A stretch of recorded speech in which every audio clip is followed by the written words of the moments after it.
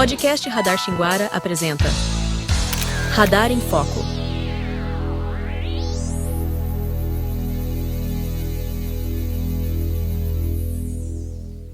Olá, aqui é o William Gonçalves e nós estamos começando mais uma edição do Radar em Foco. Falar de educação inclusiva hoje ainda levanta muitas dúvidas e até mesmo alguns equívocos. O que significa incluir? Como isso acontece na prática dentro das escolas? E qual é o papel da família, dos profissionais e da rede de apoio nesse processo? E nesse episódio do Radar em Foco, para tratar desse tema, educação inclusiva, nós vamos conversar com a equipe do Centro de Atendimento Educacional Especializado de Xinguara, o CAEX.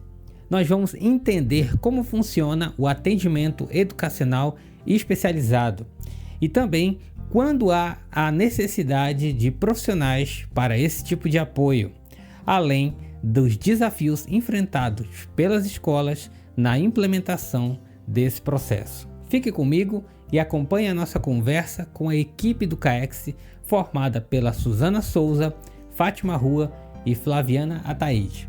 Vamos conversar com elas diretamente do CAEX. Estamos aqui com a equipe do CAEX, o Centro de Atendimento Educacional Especializado de Xinguara, né? Primeiro agradeço, né, a presença de vocês, né, aqui representando esse espaço, né? E eu queria deixar para que cada uma se identifique, né? Diga qual é a função que exerce aqui dentro, né? Então, pode começar por você. Aí vai passando. Olá, bom dia. Meu nome é Flaviana. Eu estou na coordenação do CAEX, né? Faço trabalho com acompanhamento com as profissional de apoio educacional, né? Que a gente chamava antigamente de cuidador, agora mudou a nomenclatura. Faço acompanhamento com os pais também, junto com a Fátima, na zona rural. A gente faz acompanhamento em todo o município, urbano e rural. Olá, né? Primeiro também quero agradecer a oportunidade e o convite de estar falando mais sobre o trabalho da educação inclusiva na perspectiva da educação em si em geral. E vou me apresentar, né? Meu nome é Suzana Vieira de Souza, sou assistente social, trabalho na educação há mais de 10 anos, né? Na educação inclusiva já tenho uma trajetória também, com a especialidade em Direito Previdenciário e Gênero e Diversidade na escola. E trabalhar na educação inclusiva trouxe esse nicho, né, que a gente chama no mercado digital, de falar mais sobre os direitos e como acessá-lo, né? Então, eu, enquanto assistente social na educação inclusiva, tenho esse papel de trabalhar orientações com a família, encaminhamento intersetorial e acessibilidade aos direitos sociais. Olá, bom dia a todos, né? Aqueles que estão nos ouvindo, nos vendo. Eu me chamo Fátima Rua, sou orientadora educacional aqui no CAEX. Sou bacharel em Geografia, sou especialista em autismo e graduanda em psicanálise. Sou ativista nas questões do autismo, né? Sou mãe atípica e uma longa história aí diante do autismo, principalmente, que é onde eu mais me destaco, né? É um prazer estar aqui, a gente quer tirar dúvida, com uma orientadora educacional e familiar do CAEX. Eu costumo dizer que a gente constrói pontes entre a família e a escola, entre a família aqui, o Centro Educacional Especializado, né, professores e a família. E a gente atende, em particular, as mães pós-diagnóstico do autismo, pós-diagnóstico do TOD e todos os outros transtornos que a gente acompanha aqui dentro da instituição. É um prazer estar aqui, nós estamos disponíveis para bater esse papo. Tá certo. Então, eu vou fazer para elas, vou direcionar as perguntas e aí quem puder, né, responder cada uma dessas questões, né, de forma mais específica, enfim, vamos ficar à vontade para decidir quem é que vai responder a pergunta. Porque cada uma dessas perguntas pode ser que esteja dentro da área de atuação, né, de cada um de vocês. E aí a primeira pergunta que eu faço é: o que significa educação inclusiva no cotidiano da escola, para além da teoria? Então a gente sai desse campo teórico, né, sobre educação inclusiva, para a questão prática, né, de como funciona dentro do ambiente escolar. Quem pode responder para a gente a essa pergunta? Vamos lá, Flaviana. A educação inclusiva no ambiente escolar, assim, tem muitos pontos ainda de ajustes, né? Quando a gente fala em educação inclusiva, aí vem na cabeça tratar todos iguais. E não é tratar todos iguais. Nós todos somos diferentes. Então, dentro de cada diferença e cada especificidade de cada um, trazer ele para que conviva uns com os outros, mas dentro das suas limitações. Então, essa visão de que a educação inclusiva é uma educação onde tratar todo mundo igual já está excluindo. Entendeu? Você quer falar? Além da teoria, né? Quando chega na prática, tem suas barreiras, né? Uhum. A educação inclusiva, ela tem que ser vista como fundamental para o desenvolvimento dessas crianças. Incluir não quer dizer simplesmente eu vou tratá-lo aqui de forma igual a todo mundo e vou incluí-lo em todas as atividades e tarefas comuns de sala de aula. Muito pelo contrário, né? É um olhar muito detalhista sobre aquela criança, sobre aquele jovem. É você acolher, é você realmente entender aonde ele pertence. Eu costumo dizer que o momento da inclusão é o momento de se sentir pertencente. Sentir pertencente à escola, realmente saber que eu vou caber ali, né?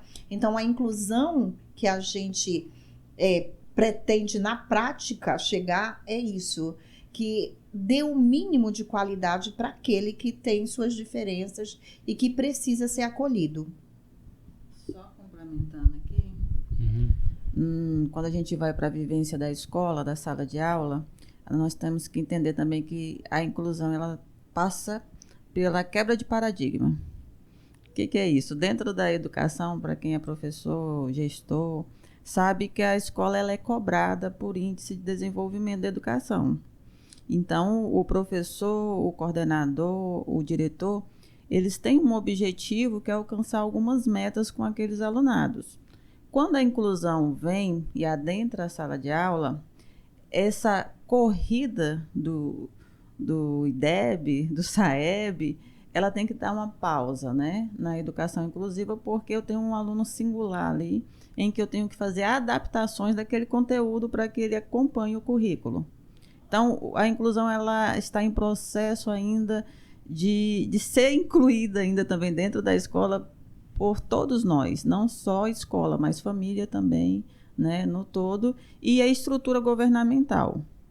Porque a inclusão ela vem pelo processo histórico, mas de fato ela se torna mais visível agora, né? Nós estamos finalizando o mês de abril, mês azul, né? Exatamente, sobre o autismo. Então nós temos hoje em Xinguara mais de 480 alunos laudados. É fácil? Não é fácil, é desafiador, porque requer quebra de paradigma do profissional também. Eu estou preparado para um tipo de aula e, de repente, eu tenho que fazer 2 ou 3 planejamentos distintos para que esse aluno, como a Fátima falou, se sinta pertencente. E isso mexe muito com a estrutura do profissional que está na sala de aula, porque ele precisa ter uma boa coordenação e uma boa gestão, né? Então, a inclusão ela é desafiadora porque requer quebras de pensamentos, de atitudes, para que eu possa trabalhar ali a inserção e o acolhimento do aluno na sua singularidade. Vocês só atendem a rede municipal? O Centro de Atendimento, né, o CAEX, especificamente, é do município de Xinguara, né? Sim. Está sendo visibilizado agora, né, inclusive, mas ele já tem um histórico, né? A Flaviana outro dia falou lá na rádio com o Edmar Brito, então o histórico ele é concomitante com as políticas públicas nacionais de educação inclusiva do MEC. Então ele surge junto, mas se solidifica agora, mas é uma caminhada que já tem há bastante tempo aqui em Xinguara. Aí uma pergunta interessante, é só do município? Mas o AEE, o Atendimento Educacional Especializado, ele tem que acontecer em todas as instituições, independente de esfera municipal, ou particular ou estadual. Tem que ser oferecido. Ela é uma modalidade de ensino, tá bom? É diferente do CAEX aqui. Tá. Existem mitos ou equívocos relacionados com a questão da educação inclusiva? E como? Muitos. Quais, por exemplo? Assim, a gente pode falar sobre a nossa experiência hoje, né? Vamos falar dos mitos, né? Tem uma criança muito inteligente, matriculada, só que ela tem muitas sensibilidades. E por muitos é frescura, é besteira, deixa pra lá. E não é. Então, assim, quando se trata de autismo, quando se trata de TDAH, quando se trata de TOD, nós temos um desafio muito grande. Até a deficiência intelectual mesmo é um desafio todos os dias. Porque, assim, a nossa maior público alvo é o autismo, né? Então, nós temos mais autistas. E cada autista é diferente. Cada um tem as suas peculiaridades e tem que ser levado em consideração. Então, nós temos crianças que não comem na escola de jeito nenhum, não bebem nem água. Entendeu? E não é frescura, não é porque ela não quer, não é... É porque realmente é dela. A gente tem que buscar o que está causando isso. É um cheiro diferente, é um gosto diferente, é um tempero diferente, é uma vasilha diferente, é um copo diferente. Então, assim, é todo um contexto. Você está vendo como é que é complexo? É uma situação bem complexa. E, às vezes, é que nem a Suzana falou, tem que ter uma boa gestão, uma boa coordenação, um bom profissional na sala, um bom profissional de apoio escolar, que é os cuidadores que a gente fala, para ter essa visão, para ver que aquilo ali não é frescura, não pode obrigar uma criança a comer, não pode deixar ela com fome, porque ela vai comer, que ela não vai comer, entendeu? Assim, são coisinhas bem peculiares, né? Bem sutis, que pode passar despercebidos.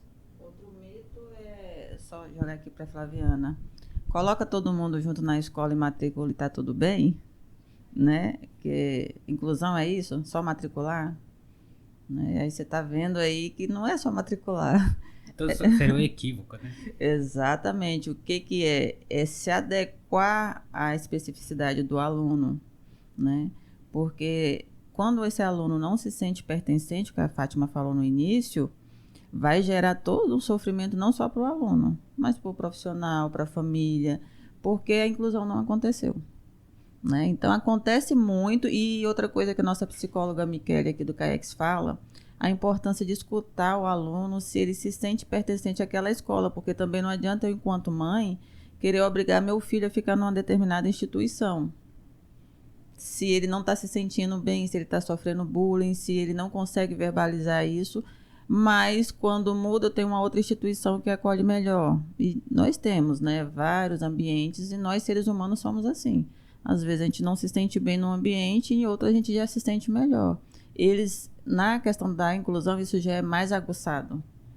Então nós temos essa questão, é só matricular, né? Não, tem que ter as adequações. Outro mito e verdade, né? É verdade que tem aumentado o diagnóstico de autismo? É verdade. Né? É mito que todo mundo é autista? É mito. É mito.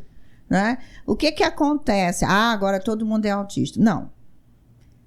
Existe hoje a possibilidade de diagnosticar vários transtornos que muitas das vezes são confundidos com autismo. Tá? Aí a gente vai falar e categorizar vários contextos aqui, seria um outro momento, porque é muita coisa. Mas a gente tem que derrubar que todo mundo é autista. Não. O que acontece é que existem as comorbidades e que acabam sendo com diagnósticos, laudos demorados, e acaba tendo muita proximidade de sintomas, de comportamentos, tudo muito próximo. E aí as pessoas acham mais fácil falar que todo mundo é autista. E isso não é verdade. E só é possível hoje a gente ter condição de observar e trazer para uma conversa a neurodiversidade, porque a gente cresceu, porque a gente avançou, porque a sociedade melhorou e que houve políticas públicas que cobraram isso. E que pais foram ativistas, procuraram, lutaram, começaram essa história, né? E que é muito importante a gente saber que ser diferente está em qualquer esquina, porque somos diferentes. Isso é muito importante. Então, vamos parar de dizer que todo mundo é autista, vamos realmente conhecer, estudar, se aprofundar para entender o que está acontecendo. Porque é verdade que podemos hoje diagnosticar melhor, é verdade que ainda existe falhas, sim, tá? Mas é um mito dizer que todo mundo é autista. E por falar nisso, né, que você citou sobre a questão da luta dos pais, a luta dos ativistas em relação a essa questão, como é que a escola, a família, a rede de apoio, ela possibilita que aconteça essa inclusão de forma efetiva? Tem total participação, né? A gente costuma dizer para a mãe que a escola é um pedacinho e em casa é um pedação, né? Que não se repete comportamento em casa e na escola. Eles realmente são diferentes, são ambientes diferentes, mas, no entanto, eles têm que confluir. Eles têm que seguir juntos, porque senão a gente não consegue ter controle.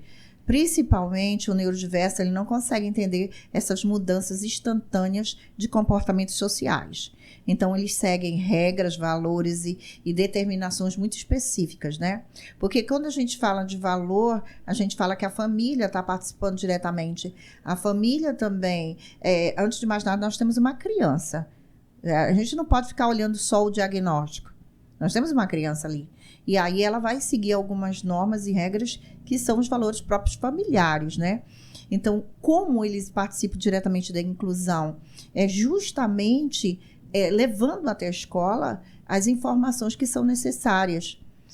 A gente atendeu uma criança que tem uma seletividade alimentar muito grande, e aí fica desesperador na escola a criança não comer, que é uma creche, fica muito tempo dentro. E aí, como é que faz? Calma, a gente vai encontrar a solução. E a gente começou a perceber que era só, como a Flaviane colocou, a mamadeira. Então, ele toma água na escola, por quê? Porque ele usa a mamadeira para tomar água. E a mãe atentou e acabou levando, eu digo, pronto, encontramos a solução, né? A gente vai trazer a mamadeira e ele vai tomar água na escola. Então, são questões, às vezes, que o pessoal diz, mas... por que isso? Porque eles seguem isso.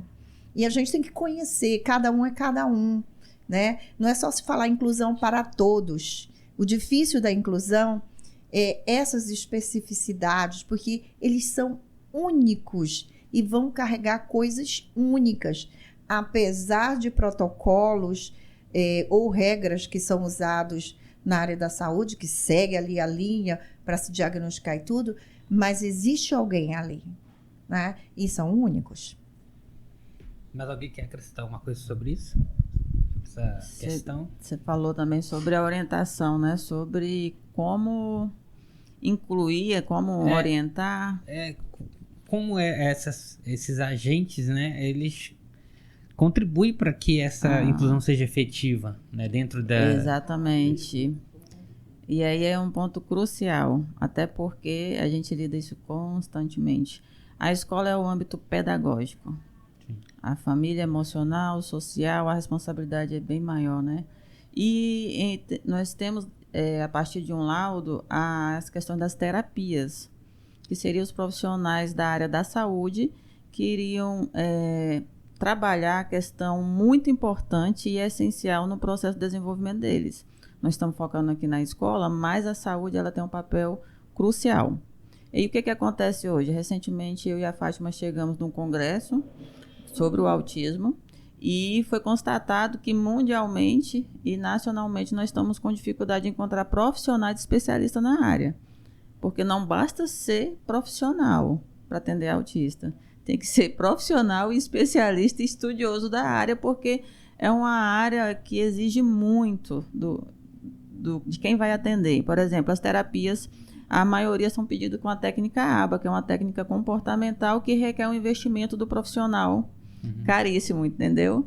E tem outras técnicas para uma criança menor, tem outras técnicas que estão sendo utilizadas, que isso foge do âmbito da educação. Então, para me dar suporte a essa inclusão dentro da escola, eu tenho que ter a família e tenho que ter o profissional da saúde, que no mínimo é uma terapia de 20 horas por semana, né? 40, para poder essa criança se sentir bem na inclusão lá na escola e socialmente também.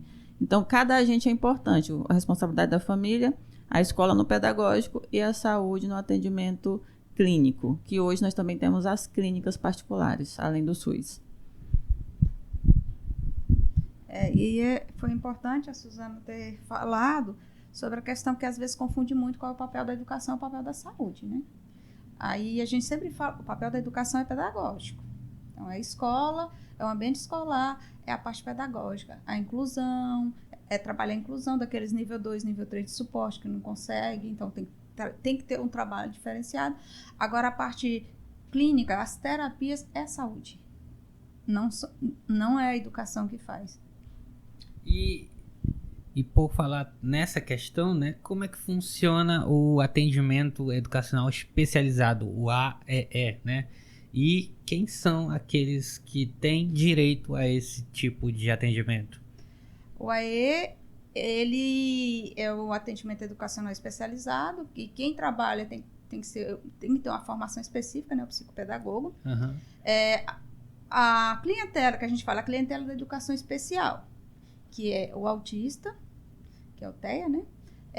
Altas habilidades, superdotação, as deficiências todas, né? A deficiência física, visual, auditiva, intelectual, o síndrome de Down também entra. Esses são os clientes da educação especial. Esses têm direito ao cuidador, direito ao AEE, o P e adaptação curricular. Aí nós temos outros, que é o TDAH, o TOD, as dislexia, descalculia, dislalia, os DIS que a gente fala, né? Uhum. Esses não entram. Esses têm direito a APEI e adaptação curricular, mas ele não tem direito nem a cuidador, nem direito ao AEE. Tem um mais. Só complementando, quando eu falo em AEE, eu estou falando no atendimento educacional especializado, que eu estava até falando ali mais cedo, que é uma modalidade de ensino. Independente, como eu falei, de esfera, se for público, particular, municipal ou estadual. A escola ela já tem que oferecer por lei. Qual lei, Suzana, que ampara isso?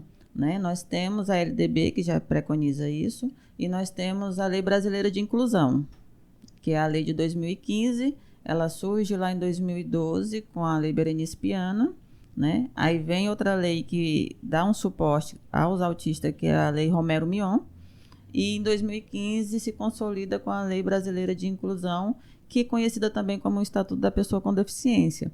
E lá, sim, cita qual é o papel de cada esfera das políticas públicas, né? Cada área, educação, saúde, assistência, esporte, cultura e lazer, porque a gente está focando na educação, mas a gente tem que ver toda a questão estrutural. Então, é uma modalidade de ensino, ela funciona de maneira complementar e suplementar. O que é isso? Complementar é para os alunos que apresentam dificuldades de aprendizagem. Então, ele precisa complementar. Suplementar seria para os alunos de altas habilidades, que são os QI altos, que por mais que você... Não, mas ele é muito inteligente, mas ele precisa de suporte porque ele entra em sofrimento por ser inteligente demais e, às vezes, não conseguir se conter ali na sala de aula, né? Muitos professores falam, esse aluno é desafiador, mas ele pega rápido, né? Então, nós temos ali possibilidade de ter altas habilidades e não sabemos o que fazer. E nós temos esse profissional para trabalhar com altas habilidades, nós temos esse suporte, por isso que ele também precisa de inclusão e precisa dessa modalidade de ensino. E lembrando que o AE não é aula de reforço. Então, a gente vai trabalhar outras, em cima das dificuldades da escola, vai trabalhar outros tipos de atividade, não atividade escolar. E tem que ser no contraturno. Por exemplo, se a criança estuda de manhã, ele tem que ser à tarde. Se estuda à tarde, tem que ser de manhã. E é 2 horas por semana. Lembrando também que o AE é muito importante que ele esteja na escola, né? Para a gente não fazer muita mudança de ambiente, porque eles têm muita dificuldade dessas mudanças. Quando ele se sente pertencente à escola, ele entende que ele vai aprender na escola, que aquilo é assunto da escola. O AE, ele também vai fazer um trabalho único, né? Cada aluno tem aulas específicas para ele. Vai ser trabalhado, vai ser preparado. Dentro da sala do AE é construído o PAE, que é o plano direcionado a ele, com tudo que ele vai precisar e todas as técnicas que vão ser usadas. Então, é extremamente específico. A mãe da criança, ela confunde um pouco, ela diz assim, meu filho está fazendo terapia, ele foi lá para fazer a terapia na sala do AE. Não é terapêutico, é educacional. A gente quer avançar com o processo de aprendizagem. A gente quer estabelecer ali a possibilidade da construção do processo de aprendizagem. O processo terapêutico é na área da saúde, é outro, né? Então, quando se fala em psicopedagogo, não é o psicólogo, não é o terapeuta ocupacional. Ele vai trabalhar essa possibilidade do aluno. Até porque interfere muito. Existe uma escala trabalhada na educação da idade, a idade de aprendizado. As janelas vão se fechando. E aí, de idade de 0 a tanto, se aprende isso, de tanto. E aí, cada passo que é dado, se ele é perdido, a gente tem que retornar, né? E tentar construir novamente, porque o neurodiverso, ele tem limites, ele é uma linha muito tênue a ser trabalhada. E isso a gente quer quebrar, nós queremos que as barreiras sejam quebradas e que as pessoas entendam que a sala do AE não é terapêutica, né? Isso é muito importante. E nós temos também salas que são apropriadas para a questão da baixa visão, a audição, toda preparada para isso, que é a multifuncional, e que nunca deve ser confundida com o processo também terapêutico. E nada, muitas mães, quando tem um filho com dificuldade de aprendizado, elas querem levar ele para o AE. Mas o AE não é uma aula de reforço, o AE não é um preparatório para isso, né? E aí elas acabam confundindo essas etapas. Eu queria falar aqui um pouquinho no TDAH, porque o TDAH é uma bandeira que tem sido trabalhada e os pais têm lutado muito por isso, porque ele também tem dificuldade de aprendizado. E com o estudo de caso, que hoje é lei e que deve ser feito principalmente pelos centros educacionais especializados, esse estudo de caso ele vai dar a possibilidade desse aluno também participar da sala do AE, dentro das suas dificuldades, o que na primeira infância, assim, que não senta, que não para quieto, que é o hiperativo. Ele vai ser condicionado a começar a sentar, a acalmar, prestar atenção, parar, ouvir. Imagina uma criança saltando, pulando que nem pipoca, não aprende, gente. E isso é característica da hiperatividade, né? Tá lá, é dele, tá nele e pode ser trabalhado dentro de uma sala de AE, mas depois de se fazer, porque a lei mesmo não obriga a isso. E em relação à presença do profissional de apoio dentro de sala de aula, né, quais são as situações que vão exigir esse profissional lá dentro, né, ali no ambiente mesmo, onde são desenvolvidas as atividades, né, curriculares, e como é que isso é definido? Antigamente bastava o laudo, né? O laudo já exigia o profissional de apoio.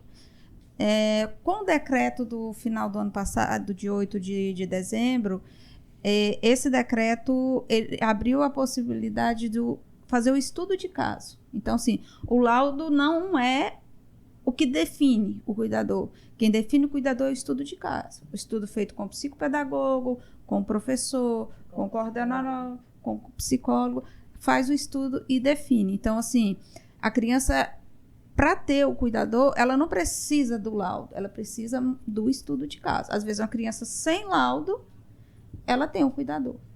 E como eu sempre converso com a Suzana, a questão assim, quando a escola vem pedir socorro é porque é socorro. Então, assim, a gente está presente o tempo todo. Então, assim, o tempo todo nós estamos dentro da escola, nós estamos nas creches, nós estamos na zona rural. A gente vai 2 vezes por semana na zona rural. Hoje seria dia da gente ir para a zona rural. Mas aí houve um contratempo e nós não fomos. Então, assim, a gente acompanha de perto.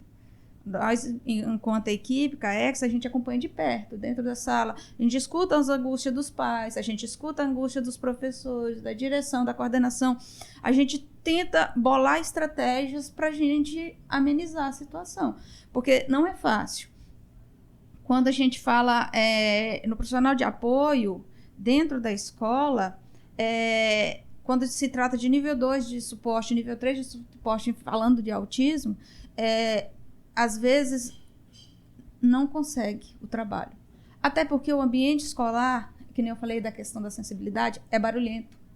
Tem luzes que provoca, dá os gatilhos, né? Então, assim, quando se fala de sala de aula, é complicado. E uma outra coisa que o decreto do final do ano trouxe foi a questão da escola especializada. Então, antigamente não podia falar nem escola especializada, né? Então, agora ele trouxe uma brecha da escola especializada, que pelos pais já era para ontem, né? E tem muitos pais que, infelizmente, assim, os pais querem que os filhos estejam num ambiente que trabalhe aquelas dificuldades, as limitações, o que eles precisam. Porque tem crianças que o que tem que trabalhar são as AVDs, atividade de vida diária. Ele tem que aprender a se vestir, a tirar roupa, a usar um banheiro, a tomar água, a comer sozinho. E o que ele está fazendo na sala de aula? Às vezes estão lá no 4º, 5º ano, aprendendo substantivo, artigo. O que isso vai influenciar na vida dele, entendeu? Então, assim, ainda é bem complexa a questão da inclusão. Tem que ter uma visão ainda muito específica para cada caso individualizado. A gente acredita que para o pai, quando se trata de um laudo e onde está pedindo um profissional de apoio, ele já fica desesperado, né? Porque meu filho precisa, precisa, né? Só que eles mudam ao longo do tempo.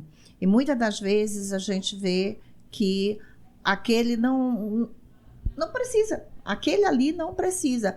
Por quê? Porque ele tem habilidades. Ou então porque a idade... Nós tivemos um caso de um jovem já com 16 anos. Aí você imagina um cuidador do lado sentado. É muito difícil. Ele não quer aquilo. Aí a gente bate numa barreira e tudo mais. Então, tudo tem que ser muito analisado para que seja realmente executado, né? Claro que o que está mediante a lei vai ser cumprido, né? Vai ser feito. E muitas das vezes também tem aquela troca. Porque o profissional de apoio, ele vai fazer o quê? Ele vai estar ali justamente para aquela palavra, dar o apoio. É ele que constrói essa ponte entre o professor e aquele aluno, que muitas das vezes está incompreendido, que muitas das vezes está com dificuldade de acompanhar, que tem um foco apenas numa disciplina. Então, ele vai fazer isso. E isso, para o pai, ele acredita que seria a solução. É um trabalho importante, é um trabalho que tem que ser feito, mas é o conjunto que dá a resposta, tá? O próprio profissional de apoio, o professor, a escola num todo e a família. Aí sim nós vamos conseguir mover aquele aluno, fazer com que ele evolua e o seu processo de aprendizagem seja um ponto positivo e tenha o resultado esperado. E falando de escola, né? Tem algum desafio aí que é enfrentado pelas escolas para garantir o AE hoje? É que pode falar. É uma pergunta assim muito geral, mas a gente pode focar no nosso contexto aqui, né? Que é o contexto de atendimento de vocês. Exatamente. Né? Aqui no CAEX, por exemplo, é a questão estrutural, porque mexe com a estrutura da escola, literalmente. Nós temos que ter esse espaço construído, ou seja, nós temos que ter a sala. E a arquitetura das escolas, né, não tinha essa preparação. Hoje não, hoje o próprio MEC já manda, né, uma orientação do esqueleto ali da escola, onde tem que ter esses espaços. Inclusive agora nós estamos entrando na modalidade do integral, né? Então o integral ele já tem que, além da inclusão, integrar todos, e aí nós vamos para além da inclusão específica dos PCDs, das pessoas com deficiência, nós vamos para o indígena, para o negro, né? Que nós temos também aí esse desafio. Fora o PCD, nós temos o desafio da permanência do aluno negro na escola, da permanência do indígena na escola regular. Então, a estrutura está mudando. Por que existe o CAEX e aqui tem alguns atendimentos psicopedagógicos do AE? Porque dentro da instituição escola está lotado e aí nós precisamos garantir esse direito. E aí aqui nós temos algumas salas que atendem educação infantil, aqui no CAEX, hoje em Xinguara. Nós temos escolas descentralizadas que já têm a sala de AE na escola, né? E outras que já estão se mobilizando também para ter esse espaço, porque precisa do espaço, da mobília e do profissional. A escola tendo de 5 a 10 laudados, já 10 laudados dá uma turma para o profissional, né? Só que nossos profissionais também já estão super lotados, porque a demanda vem crescendo. E é engraçado a gente pensar o seguinte, parece que está crescendo a demanda e nossos profissionais são poucos, né? Porque eu tenho que ter um profissional que tem que ter uma especialização agora pelo MEC de 360 horas. Isso, além de ter a teoria, tem que saber a prática de fato, né? E conseguir ali manter, porque não é fácil, não é desafiador. E nós temos também que entender que essa lógica do cuidador não é só ter um profissional ali. O MEC também já pede hoje uma carga horária mínima de curso de especialização. Tem que ter hoje ensino médio, mais um curso de especialização para poder dar suporte. E não são todos que conseguem ficar. Porque, exatamente, nós temos a rotatividade, hoje nós temos em torno de uns 200 profissionais de apoio, né, em toda a rede do município de Xinguara. Então, hoje, Xinguara, a educação, ela consegue efetivar esse direito, né, de maneira mais concisa e real. Nós temos outros municípios que a gente anda muito, né, que já tem essa dificuldade, está engateando ainda. Então, Xinguara, ela é até pioneira, de fato, né. No estado, a gente está organizando agora, né? O apoio, tem toda uma burocracia para solicitar o apoio, manda para a SEDUC autoriza, leva de 30 a 40 dias para liberar um cuidador, o contrato, porque tem que ter essa questão, estudo de caso, laudo, toda a equipe pedagógica da escola tem que ter já a ciência, solicitar via um processo para garantir ali a liberação do profissional de apoio. Então, a educação inclusiva, ela está em desenvolvimento, ela ainda não está 100%. O profissional da educação, ele também tem que adentrar nesse mundo do estudo, que não é fácil, o tempo é pouco. Então, imagine você lá com a aula de geografia e, de repente, você está com 5 laudados lá e esses 5 te requer um plano individual educacional, um PI. Então, eu tenho que fazer meu planejamento de aula e mais 5 para eles, porque por lei eu tenho que ter esse plano e a família tem que saber o que o professor vai trabalhar com o aluno. Então, o desafio enorme, né, tá com a educação em si, no momento que a gente está trabalhando em inclusão, porém, é possível? É, mas o desafio é grande.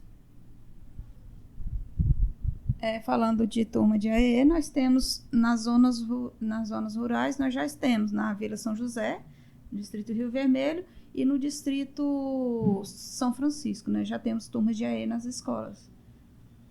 E aqui na cidade nós temos na Escola Betel, Cinderela, Assi, Clementina, Henrique, Tancredo e Ciranda Cirandinha. E existem caminhos ou soluções que são mais efetivos para melhorar o AE, já que a gente acabou de falar sobre essa questão desses desafios, né? Essas dificuldades aí estruturais, né? Em questão de espaço, né? Então tem como a gente melhorar esse atendimento? No caso, você está falando na questão de criar novos espaços, né?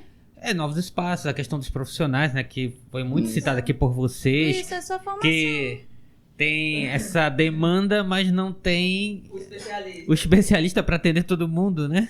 Não tem. Principalmente na saúde, né? No caso do AE, o psicopedagogo, eu falando para ela, a questão da afinidade, né? Não basta você ser psicopedagogo, você tem que ter afinidade. Porque você trabalha com uma demanda diferente, né? Sim. Tem meninos de todos os jeitos, níveis, tem dia que eles chegam agitados, tem vezes que eles são agressivos. Então, assim, você tem que ter todo um manejo, todo um trabalho com eles. Então, não pode ser qualquer pessoa, tem que ser uma pessoa que tenha afinidade e jeito de trabalhar, né? Com a AE. Quando a Suzana fala da questão dos profissionais, ela fala também da questão da saúde, né? Porque não tem psicólogo.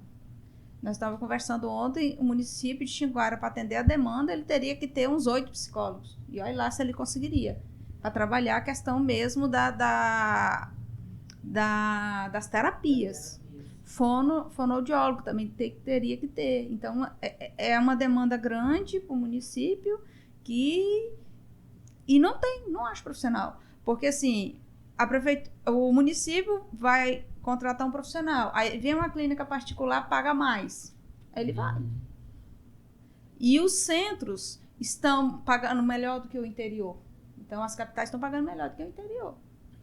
Mas aqui em Xinguara nós já temos clínicas particulares para atender essas questões? Nós temos a Girassol, nós temos a Nutrisonhos, temos a Florescer. Então, são 3 clínicas particulares. Então, assim, nem todas têm todos os profissionais, mas tem geralmente tem o psicólogo, o fono e o nutricionista e o terapeuta ocupacional, né? Mesmo assim, as clínicas particulares também estão superlotadas. Então, no caso, para melhorar, seria o caso mesmo da gente ter mais profissionais formados nessa questão, né? E que tenham, vamos dizer assim, competência, afinidade para poder trabalhar com esses alunos, né? William, a habilidade é importantíssima, porque a gente tem rotatividade profissional de apoio, que é o cuidador. Por que é? Porque quando a gente começa o treinamento com ele, que apresenta a criança, ele diz, eu não quero. Entendeu? Eu não quero, tá? Porque realmente, se você não tiver a habilidade, a afinidade de estar ali, você não vai enfrentar, tá? Porque não é só manejar, aprender uma técnica. Você tem que querer. Eu costumo dizer para as mães que quando a gente sente é diferente, tá? Hoje, quando a gente olha para esse profissional e a maior parte das pessoas que estão na área, né, não generalizando, mas falando na nossa visão, por exemplo, no município, são mães, tá? Ou pessoas que são tias, ou que têm um parente na família.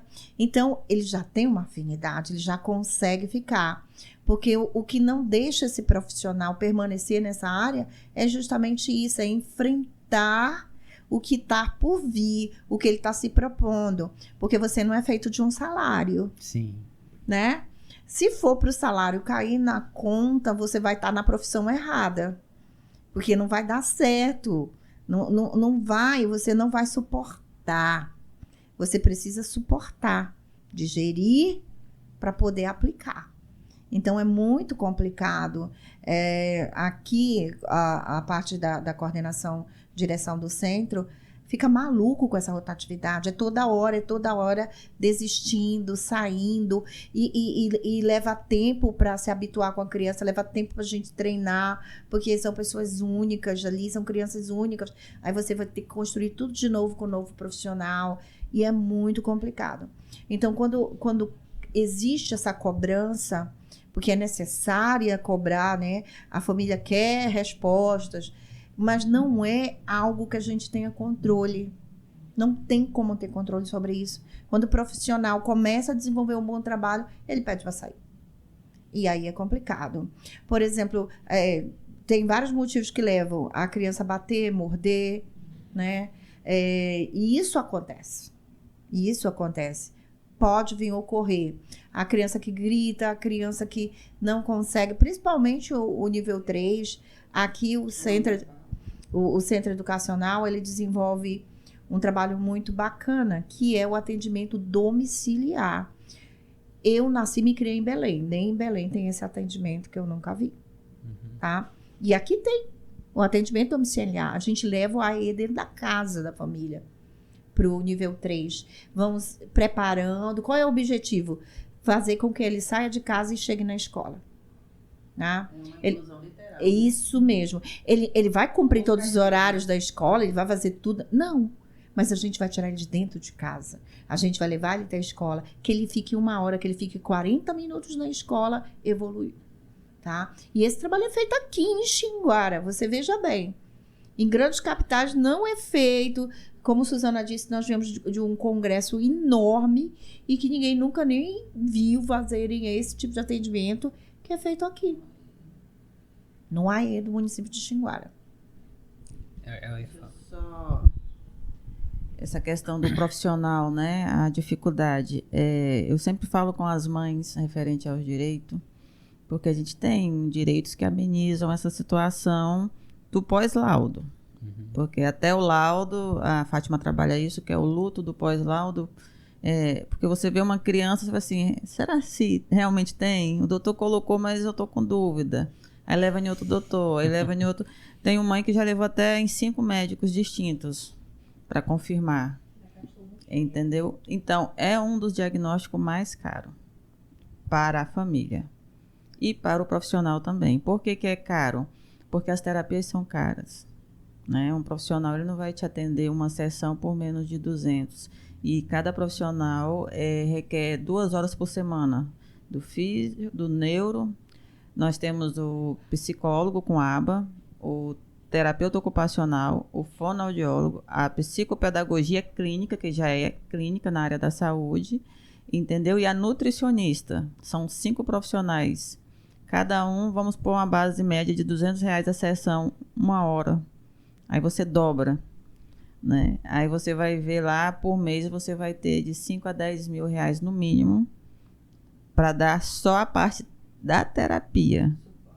Fora alimentação, fora remédio, fora escola. Então, é um dos diagnósticos mais caros. E para o profissional se especializar, por que está tendo pouco fonoaudiólogo, pouco terapeuta ocupacional? Na minha área de serviço social, conheço pouco que trabalha nessa área com as famílias também.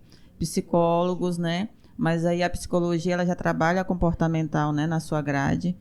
Então, se torna um pouquinho mais fácil. Os outros têm que pagar um investimento de mais de 2 a 5 mil reais num curso, no mínimo. Fora que esse profissional tem que ter supervisão. O que é isso? Ele vai se formar, vai se especializar, mas para ele atender tem que ter outra pessoa, outro profissional supervisionando ele, porque o caso é tão sério que o desenvolvimento do autista, nível 2, nível 3, ele pode ter regressão. Se ele não tiver as intervenções, ele regride. Ou seja, eu tenho, vamos supor, pegar um exemplo, eu tenho um filho que falava e ele parou de falar. Parou. A angústia da família, ele era verbal, agora é não verbal. E aí a gente sempre estuda, e os melhores nomes do Brasil e internacional falam que o autista, ele precisa do estímulo externo, que são dos profissionais especializados, e não pode ser qualquer profissional. E aí eu te pergunto, onde nós vamos encontrar esses profissionais? Né? O investimento para a gente sair, para se capacitar, é sempre acima de 3, 4, 5 mil. Então, até para você se formar na área é alto valor, porque é uma área que a neurologia vem estudando, a psiquiatria vem estudando, para você ver. Então, a educação e a saúde, elas estão andando junto para tentar entender, e a medicina ela está estudando, né? E a escola, ela está com o aluno dentro da escola, na inclusão. Então, tem que andar em conjunto. Inclusive, eles falaram muito no congresso que nós temos que capacitar os nossos professores para manejo de crise, manejo de tudo, porque o número é que a cada 36 crianças, uma vai nascer. Então, é uma verdade, é um fato. Então, nós temos que preparar, os profissionais têm que se capacitar, têm que começar a estudar. E em relação ao que você até citou, você quer falar mais alguma coisa? Não? Você falou sobre a questão dos direitos, né, que trabalha com isso, né? Então, assim, para a gente encerrando nosso papo, né, quais são os direitos que são garantidos às crianças e adolescentes com deficiência, com essas questões, né, neurodivergência, né? Dentro do sistema educacional e que ainda requerem mais respeito, né? Então a gente fala essa questão do respeito, quais são os direitos que não estão sendo respeitados e que precisam, né? Porque a gente, assim, pelo que vocês expuseram aqui, nós, pelo menos aqui em Xinguara, tem um trabalho assim já forte nesse campo, até como você citou, né? A Fátima citou que Xinguara até se destaca porque consegue ir além do que em capital ainda não é atingido, né? Então, quais são esses direitos que ainda precisam de mais atenção, mais respeito? O ser humano em si, né, na sua integralidade. Quando a gente fala, o Brasil é um país signatário da ONU, lá da Carta dos Direitos Humanos, lá em 1948, né? Então, o Brasil assinou que iria respeitar a diversidade, iria defender os seus direitos do ser humano enquanto humano, devido aos acontecimentos das 2 últimas guerras mundiais, né? E ali começa o desafio. O Brasil é um país signatário, e agora? Defender esse direito da pessoa humana em si já é um desafio. E a pessoa PCD, que historicamente já era excluída, né? Se você for fazer qualquer pesquisa, a pessoa com deficiência, ela, desde a Grécia, já tinha a segregação, né, a exclusão. E com a Segunda Guerra Mundial isso fomentou muito, né, lá com os acontecimentos. E aí, quando a ONU faz a Carta da Declaração de Direitos Humanos, o Brasil faz parte, e a Constituição de 88 fomenta isso, né, coloca que a gente tem que tratar todos iguais.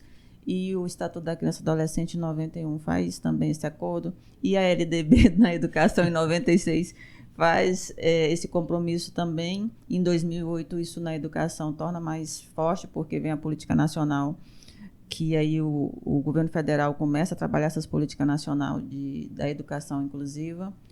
E 2012, né, esse é o histórico, 2015 fecha. E qual é o desafio hoje? Garantir esse direito que foi conquistado com muita luta. E a garantia inicia desde o diagnóstico na saúde, né? Então, é um desafio ainda o diagnóstico, porque nós também temos profissionais na área da saúde que, para ele fazer o diagnóstico, ele tem que ter especialidade. Não basta só ser o médico, o pediatra, o dentista. Eles têm que entender quais são as condições que levam a criança a ter esse diagnóstico, né? Senão, tem que encaminhar para um especialista específico. Então, primeiro fato. Segundo, tô com laudo. O que eu vou fazer? A matrícula começa a ser negada, né? Então, assim, é outro desafio. Da família também, garantir o direito da matrícula, que não é só matrícula, e tem tudo isso que a gente já conversou, que é a inclusão, a adaptação e os profissionais de apoio. Depois, tratamento, medicação. Nós ainda temos o desafio do não querer medicar, mesmo o médico passando, né? Então, nós temos esses desafios, esses paradigmas a ser quebrado. O luto da família, né? Então, são vários desafios que ainda impedem de garantir o direito. Já eu tenho famílias que, após o laudo, é tranquilo orientar elas, né? O direito à matrícula e tudo. A família vulnerável socioeconomicamente, que não tem condição de arcar com tratamento e depende do SUS, da educação pública. Nós temos o benefício de prestação continuada, que é o BPC, no valor de um salário mínimo, que tem critérios. E aí quem vai fazer essa avaliação é o INSS. É um benefício assistencial, né? Eu, enquanto assistente social, faço toda a orientação à família, junto com a política de assistência, né? Que precisa do cadastro único, precisa das condicionalidades, precisa da saúde com laudo e precisa da família para ir.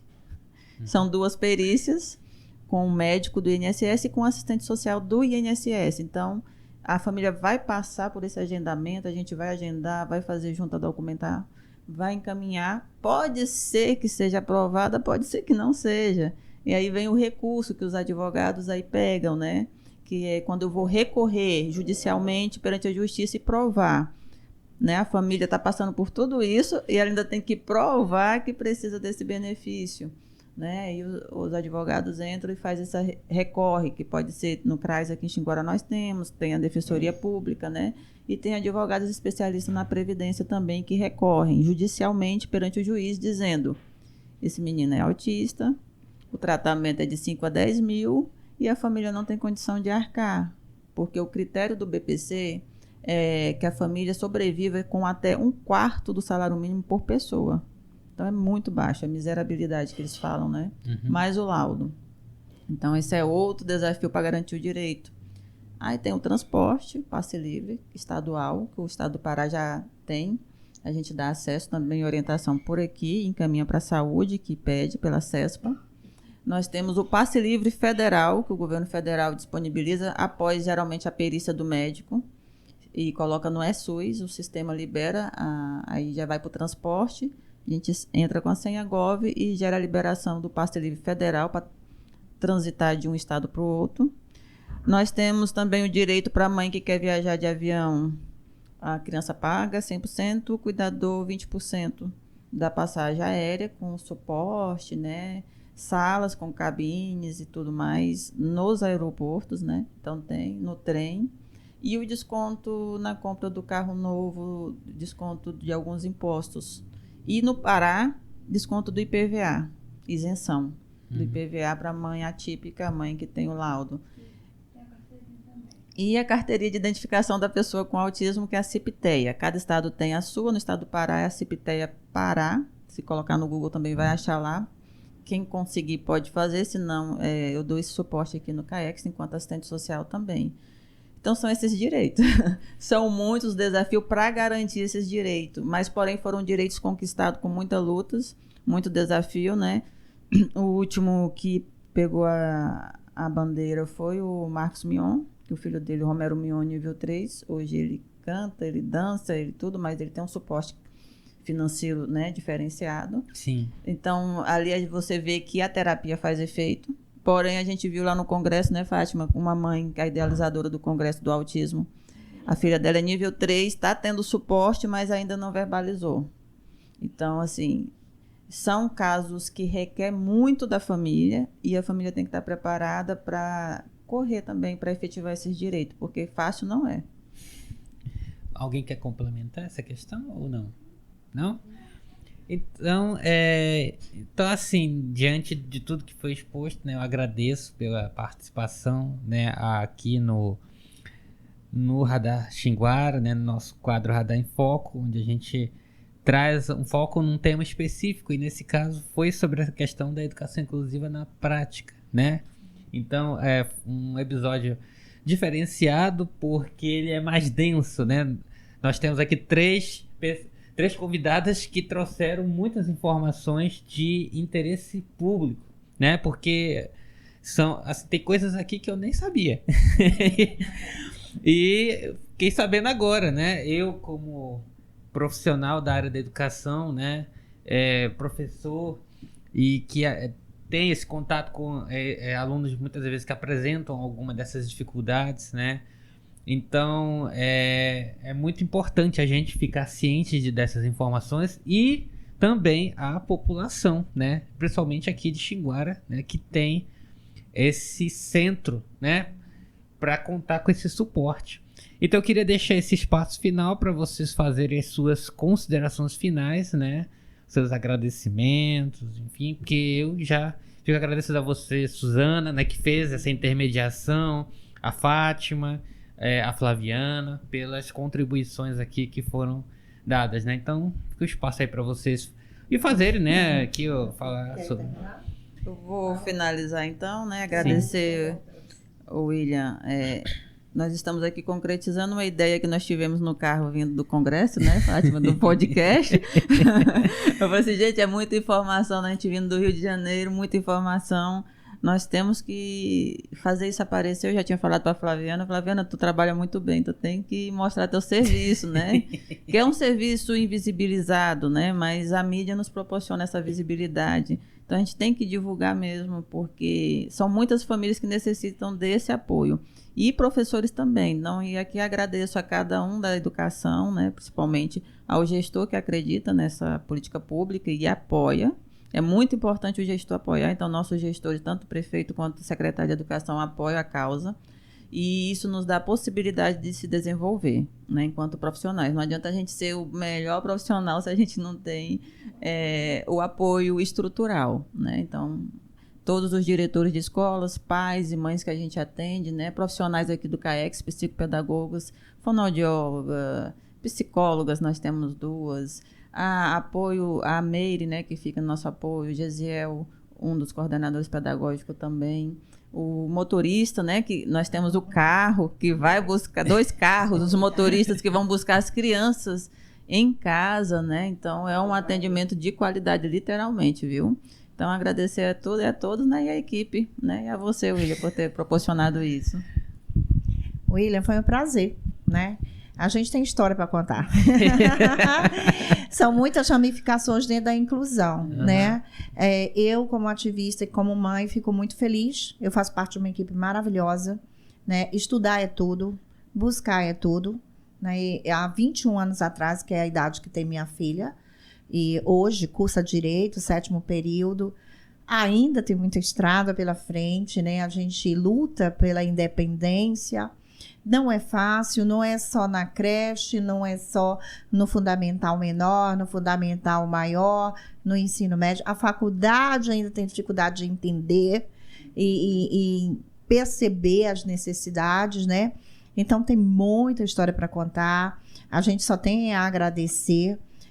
Eu fico muito feliz de trabalhar numa equipe tão bem organizada e onde as ideias fluem, né?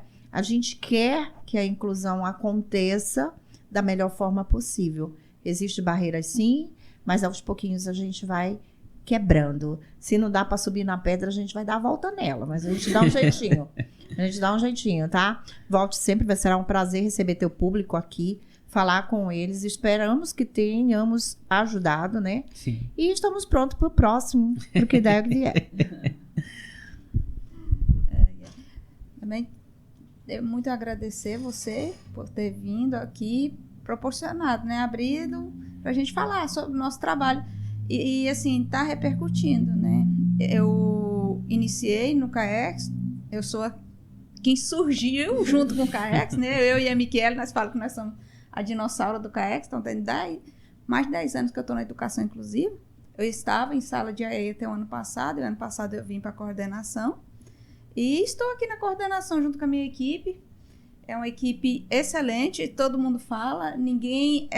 É uma equipe que ele sabe o que vai fazer, não precisa de ficar, faz isso, faz isso, faz isso. Não, todo mundo sabe o que tem que fazer. Então, assim, é uma equipe que se completa.